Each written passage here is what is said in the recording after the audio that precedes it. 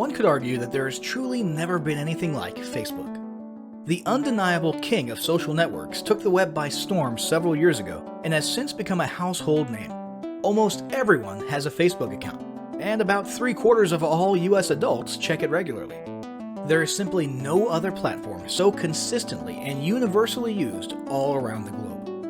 For many businesses and organizations, their Facebook presence has replaced their actual website, at least in importance, because more people are likely to interact and receive updates there.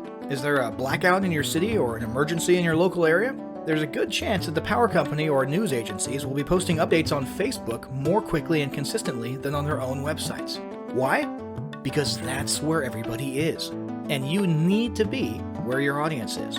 Facebook has done an excellent job of developing an environment where people stay inside the platform. Although links to the outside are easy to create, it's now just as easy and perhaps more beneficial to keep things inside Facebook. For example, until a couple years ago, most people who wanted to share videos did so by linking to a YouTube video. Today, however, Facebook has made it both quick and easy to upload videos within the platform, and has even made it the best option by allowing Facebook videos to autoplay as people are scrolling through their news feeds, making this option the most beneficial for people doing the sharing and the most pleasing for those doing the consuming. And that's just one example of the things Facebook has done over the last couple years to keep people and businesses inside the platform. The result? After years of this sort of structuring and positioning, Facebook users now actually feel more comfortable when they remain inside Facebook. People trust and feel safe with the Facebook interface, the color scheme, and the overall look and feel, and prefer to consume content inside of it. Hence the enormous success of Facebook native advertising. The point is, if you want to market your business or brand in the place where your audience spends most of their time and in a context in which they feel most comfortable, and by the way, you do, then you need to be marketing on Facebook.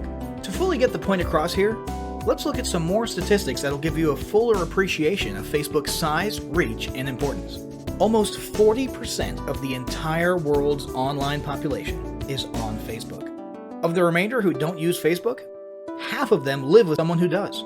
There are currently almost 1.8 billion monthly active users, and that's growing by 500,000 new users per day.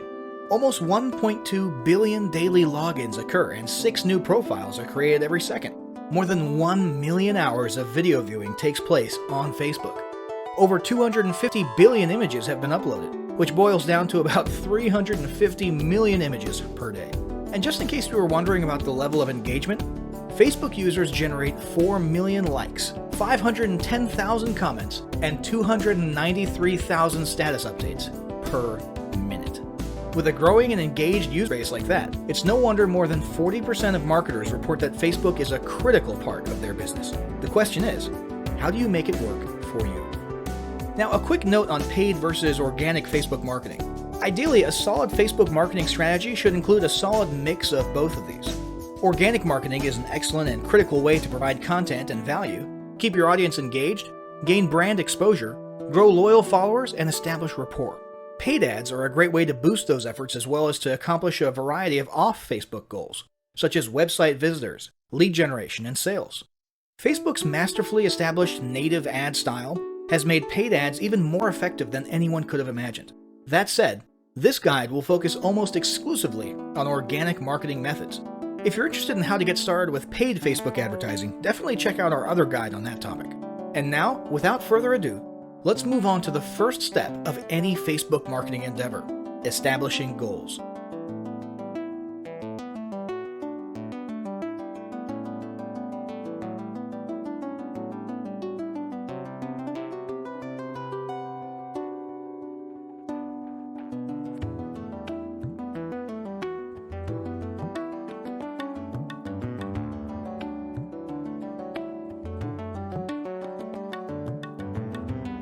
Establishing marketing goals is critical to the success of your Facebook marketing. Countless entrepreneurs and businesses have set up a Facebook presence, made a few posts, and then let it sit untouched for months or even years. This is usually due to a lack or absence of goals. So before you even begin establishing any sort of Facebook presence or strategy, you need to establish clear marketing goals. Your goals should be specific, measurable, and attainable. They can be long-term, short-term, or a mix of both. Deadlines and milestones can be helpful as well. Let me give you an example.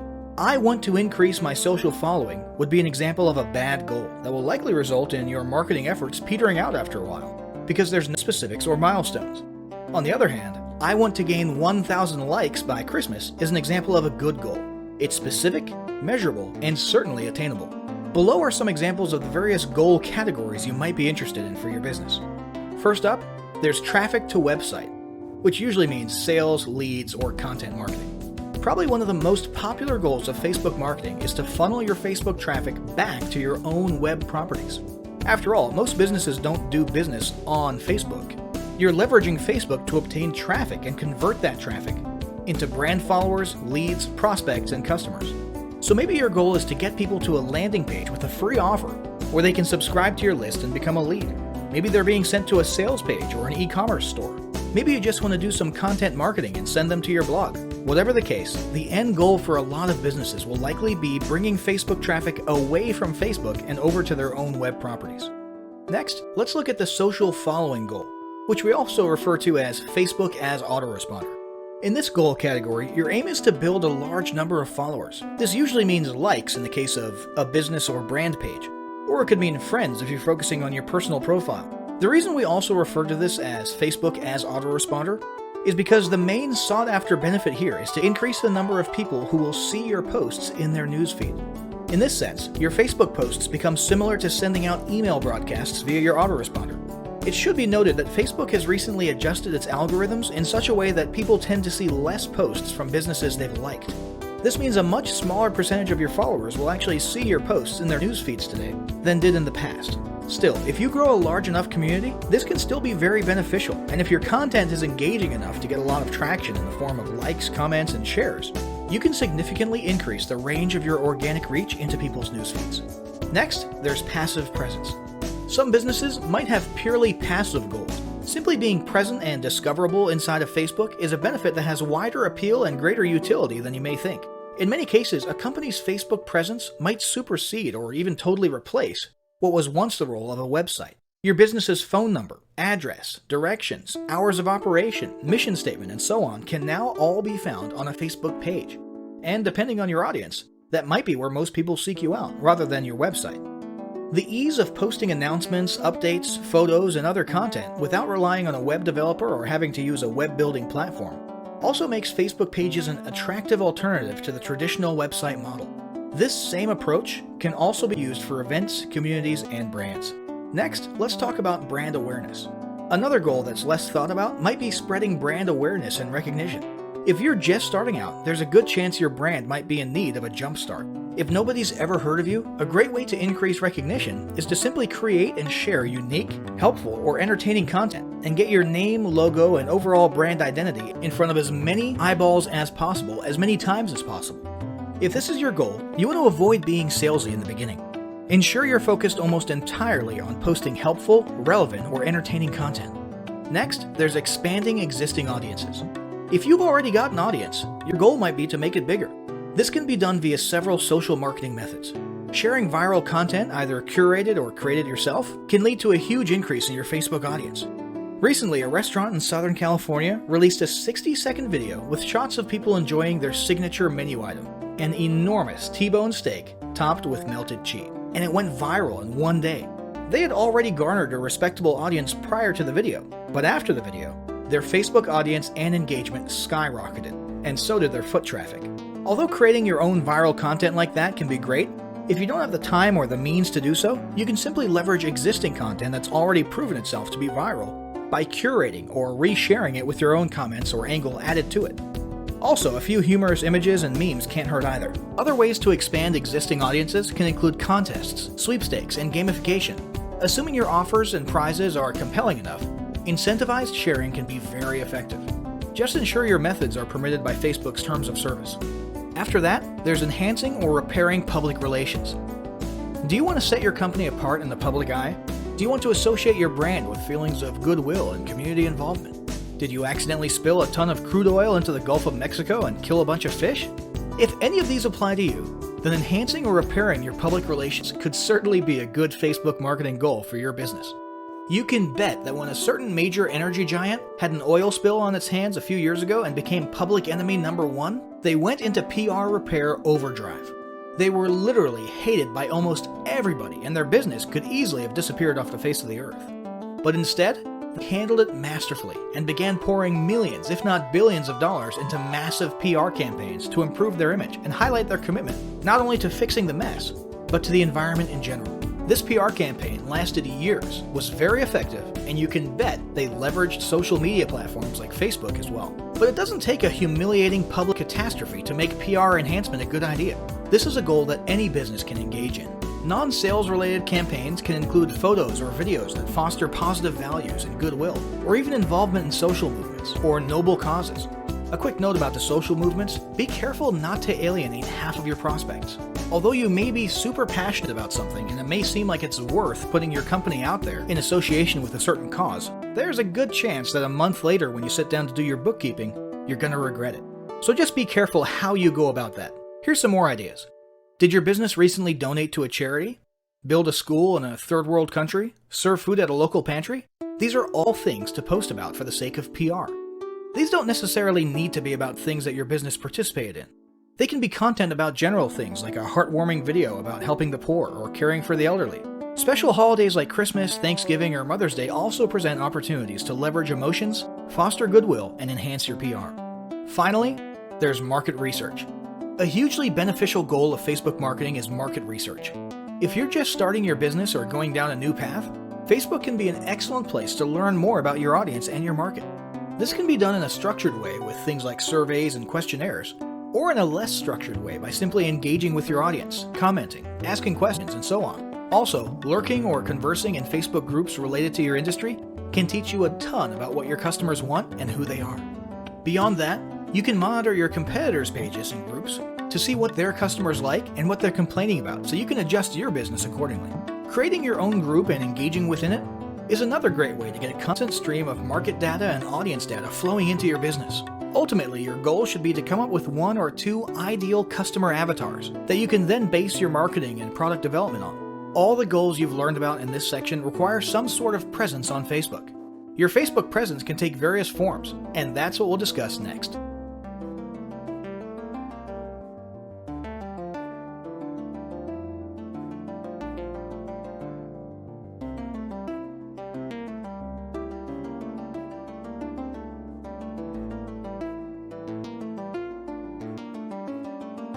In order to reach your audience, gain followers, conduct market research, or accomplish any goals at all, you'll need to establish a presence on Facebook.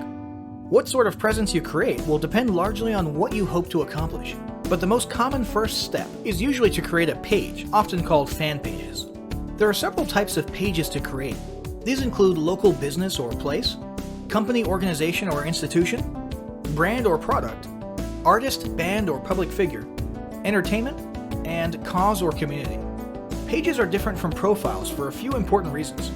Your profile is traditionally meant for connecting with friends and family and not for business. Your page, on the other hand, is geared towards raising brand awareness or promoting your business or cause. With pages, you can run paid advertisements, create special offers, analyze data and reports, gain likes and followers, and much more. Pages should be understood as a social avenue for you to build your relationships with prospects, customers, and clients. Finally, business pages are kept completely separate from your personal profile and bear no public connection to you unless you choose to reveal such a connection. Let's talk about building your pages. When you first start the page creation process, you can simply go to facebook.com/pages/create. You'll be prompted to choose one of the page types listed above. This should be relatively obvious. There is some disagreement about whether online businesses should choose company/organization or brand/product. In most cases, for online businesses, it's the latter, but it entirely depends on your business.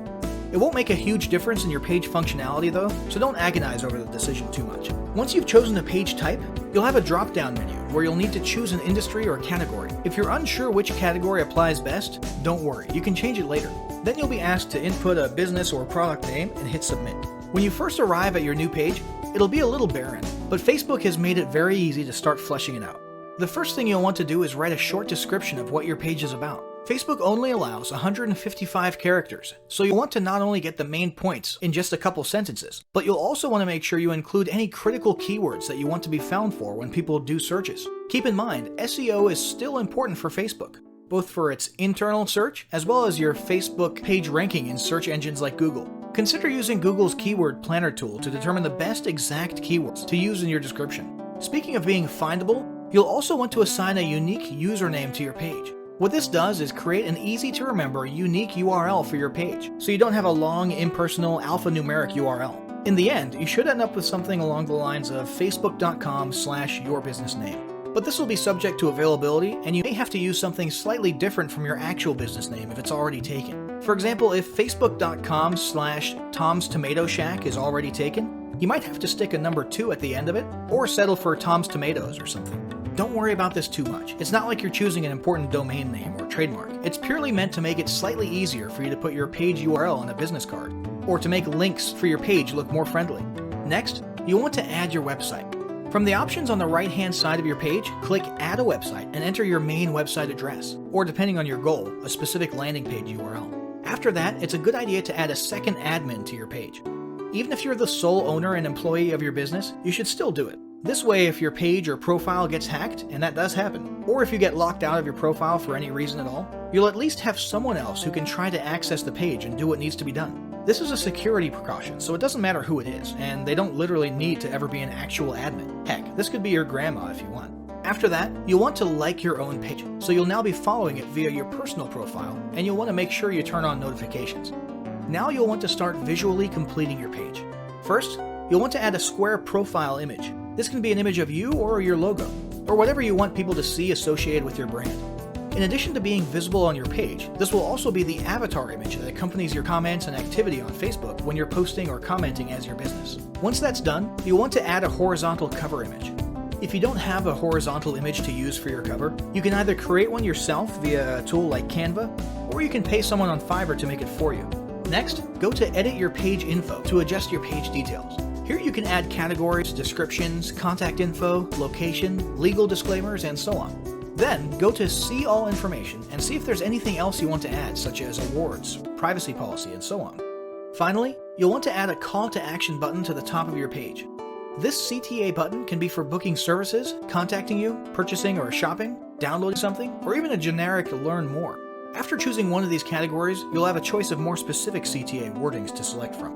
Once your page is ready and looking the way you want it, you'll have an opportunity to start inviting friends to like the page or to start posting content to the page timeline. Now let's talk about another type of presence: groups. One option for establishing a presence on Facebook is to create a group. A Facebook group can be either public or private. These groups can be an excellent way to interact with your audience, share content, encourage them to interact with each other, and even start building a tribe mentality among your followers. Although groups can eventually take on a life of their own once you've got enough members in there, conversing, posting, and answering and asking questions, early on it'll be important for you to have a content posting routine to keep things fresh and moving. It may also be a good idea to appoint a moderator/admin to handle things on the inside. Be prepared. Groups can easily turn into a second customer support channel, and can also be a place where people think it's okay to dump their complaints or criticisms of your brand. Be sure to keep an eye on things in there. Try to foster a positive vibes environment, and have yourself or moderators on hand to delete or censor any comments that might harm your brand, and make it clear to members whether or not it's okay to handle customer service issues inside the group. And for the record, it's totally up to you, and in fact, handling customer service in groups publicly is becoming a bit of a trend lately. There's plenty of pros and cons to that, we're not going to get into it here.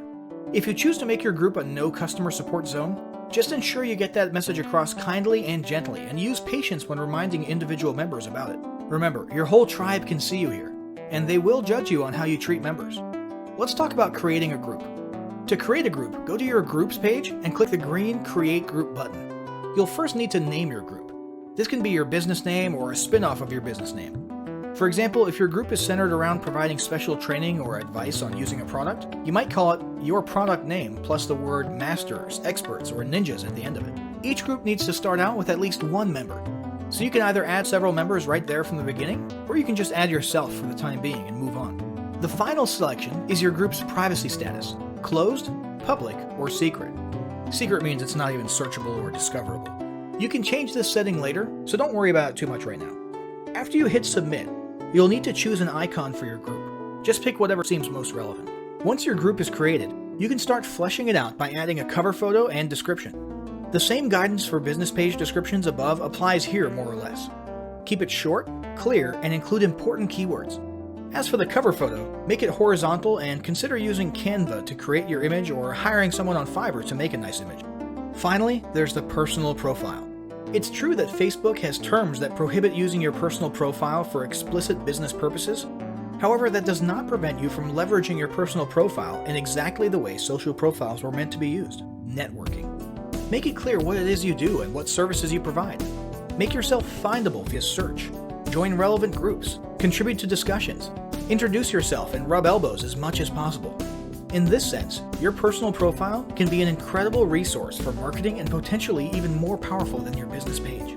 So, once you've established the sort of presence you've determined you need, you'll want to start posting content. After all, that's what this whole endeavor has been about, and it's what we'll cover in the next chapter.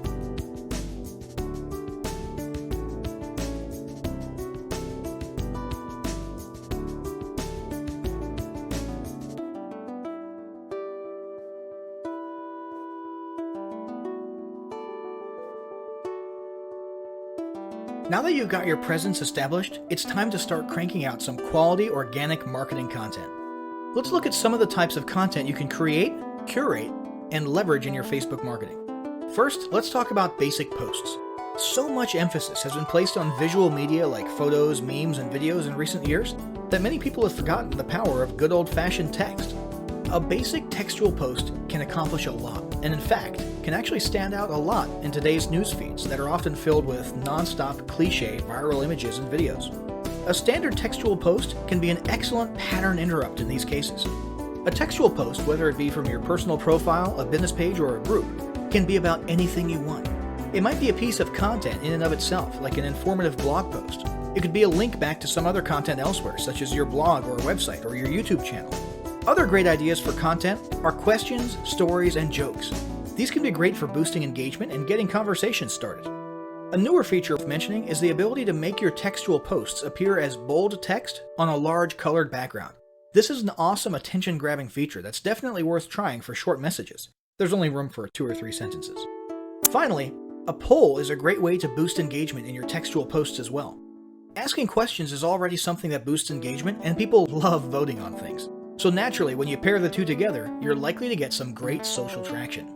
Here's a quick hint. For polls, always say something like, "Tell us why" in the comments below, so people can talk about their opinions and get some conversations and extra engagement going. Next up, there's image posts and memes. It's been almost a decade, and we're still seeing images of Boromir from Lord of the Rings looking at us in our news feeds, and telling us about how one does not simply this, or one does not simply that. Why? Because it gets people's attention, gets your point across, and usually still results in a few likes, shares, or comments. Whether it's Sean Bean as Boromir saying one does not simply run Facebook ads without using a tracking pixel, or the Dos Equis guy sipping on a beer and saying, "I don't usually try to lose 5 pounds in 1 week, but when I do, I use high-intensity interval training." The fact is, memes work in almost any niche. In fact, it's precisely their goofy and ironic application to unexpected niches that causes them to be so funny and get a rise out of people. So it's settled. If you can find a few minutes per week to make a funny meme for your niche, it's definitely worth your time. But it's not just about memes. Other types of images can be beneficial as well. If you're working an authority angle, try posting images of you on stage at events. If you're promoting a free report or a free digital offer, you can use an image of the e-cover itself or even a generic stock image that you can find on the cheap at Adobe Stock. Make sure the images are relevant to your offer and audience. So if you're targeting restaurant owners, a smiling business owner standing outside of their restaurant might work. If you're doing a weight loss product, a stock photo of a woman stretching or a man running might be the ticket. If you're selling physical products, use an image of the product itself or of a person using the product. And remember, these are organic posts, not paid ads. So you're not bound by some of Facebook's restrictions like the text-to-image space ratio, and so on. Although there still are some terms of service that apply to all content, so be sure you familiarize yourself with those. Next up, there's videos, the uncontested king of engaging content. This still hasn't changed. In fact, if anything, it's becoming even more of a norm than ever. If you're not using videos in your Facebook marketing, you're missing out big time. While it used to be common to use YouTube for hosting your videos and simply embed or link them on Facebook, In recent years, Facebook has started to beef up their own video hosting functionality. Today, Facebook is giving YouTube a run for its money, and many people are now beginning to lean towards Facebook as their primary video sharing venue. This is beneficial not only to Facebook, but also to marketers because Facebook has made its videos super engaging by making them autoplay with no sound while people are scrolling or swiping past them in their news feeds. This results in a ton of views and engagement. So, video content is a must. But what types of video content should you be incorporating into your marketing? There are several options. There's regular vlogs, talking head videos, selfie videos, screen capture videos, instructions, tutorials, tips and tricks, funny videos, motivational videos, animated explainer videos, short advertisement videos, inspirational videos, slideshow videos. The list goes on and on. Any way you're able to convey content or messages via videos is great. More recently, Facebook has introduced live streaming videos. You can literally host a live video feed or show and even invite others on for split-screen interviews and discussions from just about any device. All of these innovations in Facebook video sharing are helping to propel Facebook further into the video marketing spotlight, and it's not a trend you want to miss out on. Now let's talk about curated and repurposed content. Not all content needs to be created by you or your team from scratch. One very popular form of content marketing is content curation. This means finding existing content from someone else and simply resharing it yourself. This can be done simply by using the share button on Facebook to share other interesting or entertaining posts and add your own comment or commentary. Another way to curate content is to manually republish it. This can mean copying excerpts from someone else's blog, a news article, or a book, and so on. Just ensure you always attribute it to the author. For example, here's some great tips from the folks at such and such blog. And try to always put your own comments at the beginning or end and ask your audience what their thoughts are. This is a mutually beneficial form of content marketing because you're spreading the exposure of the other entity's brand, which they'll appreciate, while also posting content with almost no work required on your part. Another option for quick content publishing is to repurpose your existing content. Do you have ebooks, reports, or guides of your own? Why not take a chapter from one of your ebooks, tweak it at the beginning and the end, and publish it on Facebook? Heck, you could turn an ebook or report into a whole series of Facebook posts covering a whole week. Have a blog on your website with interesting articles and posts? Why not post a teaser or excerpt from each blog post, old or new, and a link to the post in question? Same goes for videos, podcasts, interviews, and so on. If you've been online long enough, there's a good chance you'll be able to repurpose a lot of your old content into Facebook posts. Now let's talk about boosting content. Although this guide is about organic content and not paid ads, it's worth mentioning that you can pay to give your organic content a little kickstart and increase the reach and exposure of it. You can do this by choosing any organic post of yours and clicking the Boost Post button. This will open a new screen where you essentially turn your post into a paid ad for a limited amount of time. You can set a budget, choose an audience, and many of the other settings you'd usually apply to creating a paid ad. This will get your post in front of many eyes that otherwise would not have seen it in their news feeds.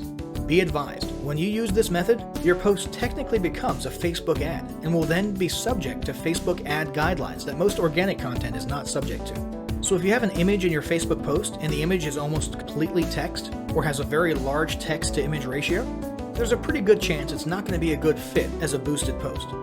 Now let's talk about content planning. Planning out your Facebook marketing strategy is super important. The last thing you want is for your Facebook presence to turn into one of those where you set up a page, post a few things, and then becomes lifeless for months at a time. This happens a lot. When people see this, you instantly lose credibility. And that's why it's important for your team to have a robust content posting schedule and strategy. Ideally, you should be posting something almost every day at least. However, this need not always be content designed from scratch. Instead, you can set aside 2 days of the week that are for original, created from scratch posts or videos, while all the other days in between only require a reshared post from elsewhere or a quick meme or image. Set aside another day of each week for a video post and maybe another day for a community poll. If you have a regularly updated blog or YouTube channel, you can also simply add a new step to your blog posting or YouTube uploading workflow, in which after each post or upload, a link to the new content should be shared and teased on Facebook. There are a number of ways to easily incorporate daily Facebook posting into your weekly routine. It would also be a good idea to establish a daily or at least weekly routine for you or a team member to go through all your posts and reply or interact with your audience if they commented or asked questions. Finally, let's talk about tools, services, and help. Maintaining a regular and active Facebook presence can be a little difficult if your business is already busy as it is. If it becomes too overwhelming, there are several options for lightening the load, or at least making it easier to manage. First off, there's tools like Hootsuite and OnlyWire that make social media posting, scheduling, and planning much easier. If you'd like to have your content created for you, there are a handful of paid third-party services out there that will literally create and post content for you on a daily basis. $99 Social would be one example of this. You'd simply fill out a profile of what type of content you want and what industry or niche you're in, and let them take care of the rest. Finally, it might be worth it to hire a new team member specifically to handle your social media marketing, or delegate the responsibility to an existing team member who has time available to do it. This individual would be in charge of posting, commenting, replying, moderating, and so on. So, Facebook marketing is clearly an incredibly valuable and arguably critical part of any online business today.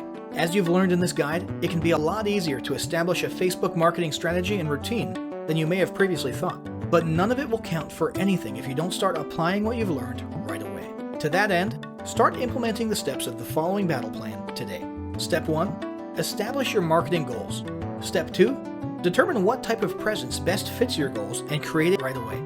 Step 3. Draft up a plan with your team for daily content posting and delegate the responsibility to one person. Alternatively, if you're a lone wolf, consider using the above-mentioned tools or services to lighten the load.